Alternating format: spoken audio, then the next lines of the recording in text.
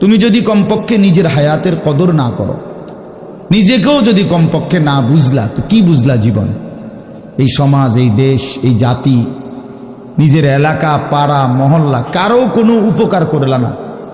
কমপক্ষে নিজের উপকার তো করো, নিজের ভালো, নিজের কল্যাণ, নিজের জন্য তো কমপক্ষে, যে আমি যে একটা মানুষ, আমি যে সারাদিন এক ওয়াক্ত নামাজ পড়ি না, সারাদিন মোবাইলের মধ্যে নাচ গান, ছবি, নর্তকীর সিনেমা, নাটক, অশ্লীল দৃশ্য, উলঙ্গ ছবি, সারাদিন সমবয়সী বন্ধুদের সাথে আড্ডা দিলাম, দুষ্টামি করলাম, ফালতু কথাবার্তা করে কাটাইলাম। আচ্ছা, এটা রাত শেষে ঘুমের টাইমে হলো তো মানুষের বিবেকে একটু হলেও নাড়া দেওয়া উচিত, জানি বাস্তবিক অর্থে সারাদিন কি করলাম।